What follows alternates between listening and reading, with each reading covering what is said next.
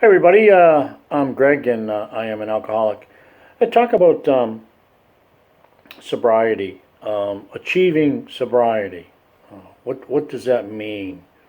And what's the difference between being sober and achieving sobriety? First of all, I'd like to talk about when we are speaking or identifying ourselves at a 12-step meeting.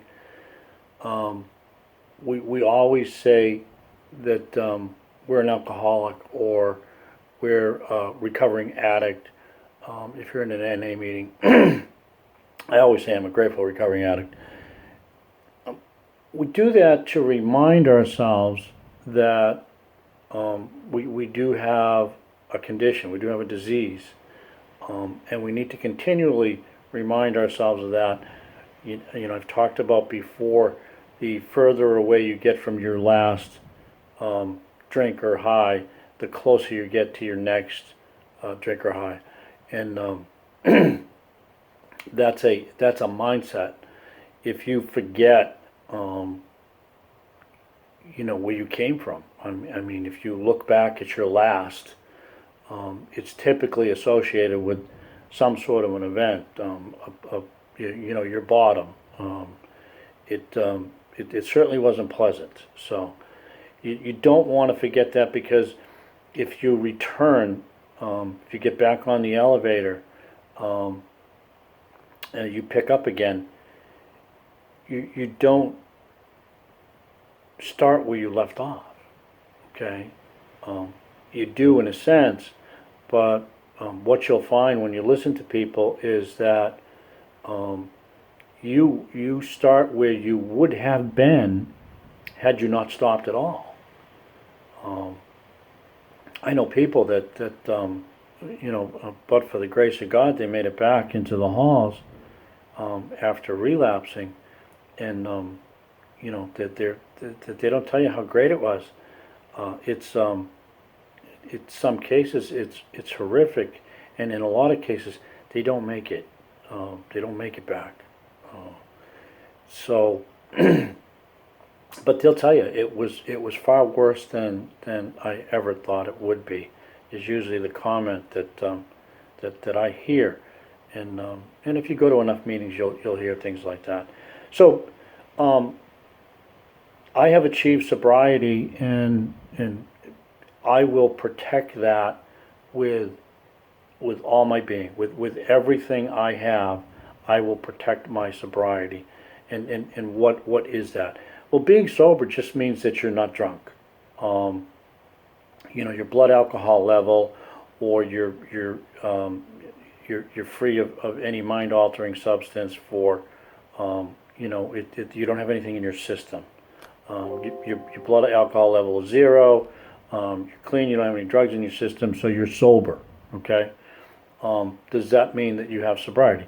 Well, no, because you're probably thinking about your next drink or your high, and you could be going through withdrawals or whatever. I know people that have been sober for a number of years, um, but they didn't have sobriety because they were what they call white knuckling it. They were holding on for dear life to try and stay away from a drink. Sobriety is a mindset. You have to change your thinking. You have to get rid of the mental obsession to drink and to pick up. Getting rid of the physical obsession happens rather quickly. As I mentioned in my Experience, Strength, and Hope video, I had the medical detox. Very fortunate to detox in that manner, because you don't feel anything. It's a wonderful thing, and it only took a few short days.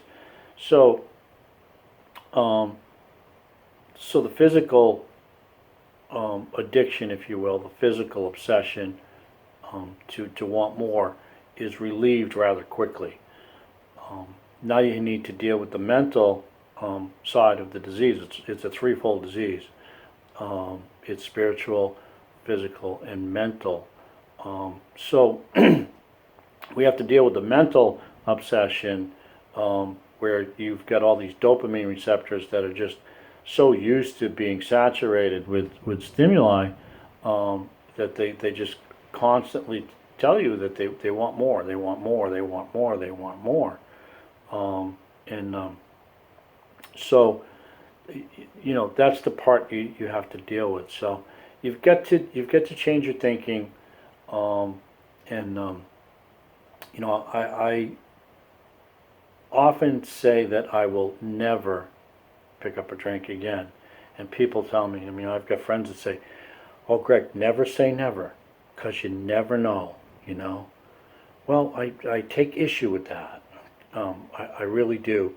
If you're open to the possibility that you're going to pick up again, then in my mind, you haven't achieved sobriety. Um, if you're open to the possibility of picking up again, then you have what's called a reservation. Okay, you've got in the back of your mind, you have a picture of yourself relapsing. It has to be there for you to say, "Oh, I can't, I can't never say never." Um, well, then what are you waiting for? Go get it over with. Go do it now. Go pick up now. What would I don't get that.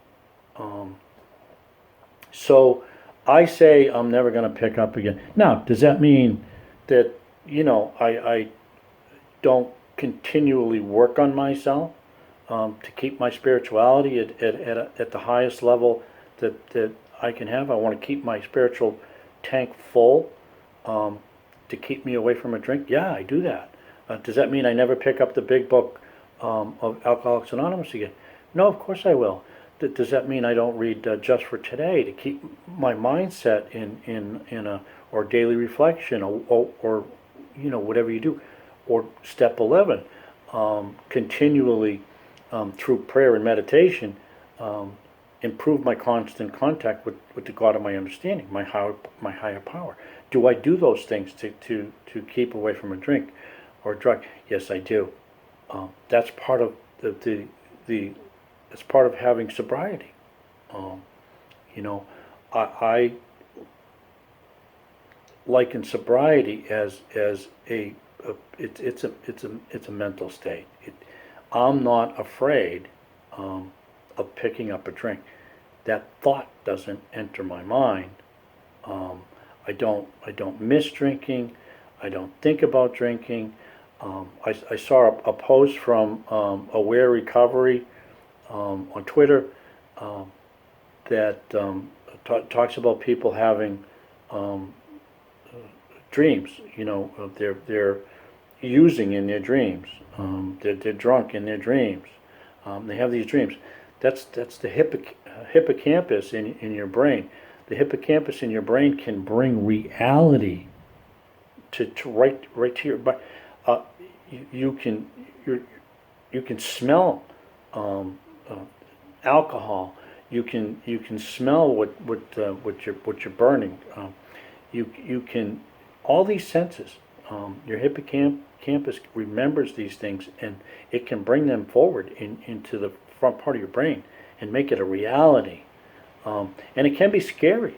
Um, it happened to me, within my first year. I want to say around, 9 or 10 months. Um, you know, I got a phone call, from my mother, and that can be, she's retired and she's in another state, but she doesn't call me that often, and phone call can be, well, oh geez, something happened, something went wrong. It was a phone call in the middle of the day, and it wasn't my birthday, so there was a little bit of trauma there, and my hippocampus kicked in, and I could actually taste, my alcohol of choice, and it blew me away. It's it, it, it, so here I am with I was actually in an AA meeting, and I left the meeting to take this phone call, and I'm standing there going, oh my God, I mean, I can taste my drink, and it was just talk about, you know, wanting to go out and act on that. That desire was really, really strong. So you continually work on your thinking so that early on, when thoughts of drinking, shooting up, snorting, whatever it is that was your deal, when those thoughts enter your mind, you have to think of something else. And you can Google change your thinking with your thinking, and it's a systematic approach to change the way the brain is wired, so that you know, a thought will trigger a chain of thoughts in your brain, and that's how your brain is wired. You know, the smell of bacon will, you know, immediately conjure up some other thoughts, and we all know what those are. So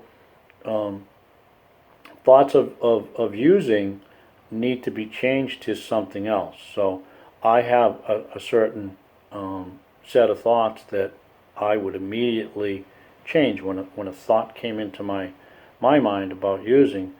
I immediately trained myself to think of this other thing, or set of things, and that helped change my mind and the way I thought. And you know, I can't get into what those thoughts are. It's personal for me, but it works. It works fantastically. And then over time, the original thought that what triggers these other thoughts just doesn't happen anymore. So that's how you change your thinking, with your thinking, and that's how you achieve sobriety. And this guy can say that I will never pick up again. I resolve that in my mind.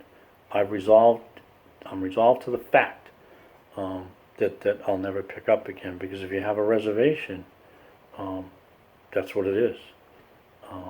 You know, you're open to the possibility that you could relapse, and this addict is never going to relapse. So God bless you. Have a great day. I'm Greg, and I'm an alcoholic.